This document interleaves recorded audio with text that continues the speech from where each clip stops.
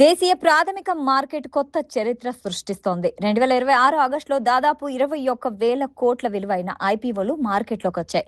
గత 12 నెలల కాలంలో అత్యధిక నిధుల సేకరణ నమోదైన నెలల్లో రెండో స్థానంలో నిలిచింది. అయితే ఐపీఓల సంఖ్య పరంగా చూస్తే ఈ ఆగస్టు అగ్రస్థానంలో నిలిచింది. ఇన్వెస్టర్ల నుంచి భారీ స్పందన లభించడంతో కంపెనీలు క్యూ కడుతున్నాయి.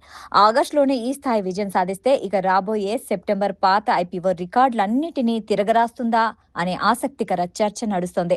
దేశీయ స్టాక్ సూచీలు బలమైన ట్రెండ్లో కొనసాగుతుండటంతో పలు దిగ్గజ ప్రామిసింగ్ కంపెనీలు నిధుల సేకరణకు ప్రైమరీ మార్కెట్ను ఎంచుకుంటున్నాయి. ఆగస్టు నెలలో వచ్చిన మెయిన్ బోర్డు ఎస్ఎంఈ ఐపీఓలు మొత్తంగా 21,000 కోట్లకు పైగా నిధులు సేకరించాయి. గత 12 నెలల వ్యవధిలో ఒకే నెలలో ఈ స్థాయి మొత్తాన్ని సేకరించడం ఇది రెండో నెలగా నిలిచింది. అంతకుముందు జూలై మొత్తం 28,000 కోట్ల నిధులు సేకరించి తొలి స్థానంలో ఉంది.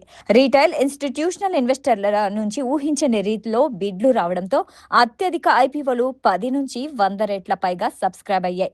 చివరిసారిగా గత ఏడాది 2025 సెప్టెంబర్ నెలలో 25 కంపెనీలు పబ్లిక్ ఇష్యూకు వచ్చాయి. ఇప్పుడు దాదాపు ఏడాది తర్వాత ఆగస్టులో తొలి 24 రోజుల్లోనే 20 కంపెనీలు ఐపీఓలకు వచ్చి నిధులు సమీకరించాయి. సెప్టెంబర్ రికార్డును తిరగరాసే అవకాశాలున్నట్లు తెలుస్తోంది.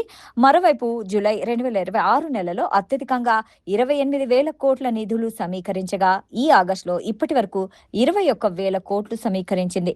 మార్కెట్ నిపుణుల అంచనా ప్రకారం సెప్టెంబర్ నెలలోనూ ఈ ఐపీఓల హవా కొనసాగే అవకాశం ఉంది. మార్కెట్ల నియంత్రణ సంస్థ సెబీ ఆమోదం పొంది నిధుల సేకరణకు సిద్ధంగా ఉన్న దాదాపు డజన్కు పైగా కంపెనీలు సెప్టెంబర్ నెలలో మార్కెట్లోకి రావడానికి సిద్ధంగా ఉన్నాయి. లిస్టింగ్ గెయిన్స్ లభిస్తుండటంతో కొత్త డీమ్యాట్ ఖాతాల సంఖ్య పెరుగుతుంది. ఇది ప్రైమరీ మార్కెట్కు మరింత బలాన్ని చేకూరుస్తోంది. సాక్షి టీవీ ప్రసారాలను నిలిపివేయటం చట్టరీత్యా నేరం. సాక్షి టీవీ ప్రసారాల కోసం మీ స్థానిక కేబుల్ ఆపరేటర్ను వెంటనే సంప్రదించండి. డిటిహెచ్లో ఇంటర్నెట్లో కూడా సాక్షి టీవీ ప్రసారాలను వీక్షించవచ్చు.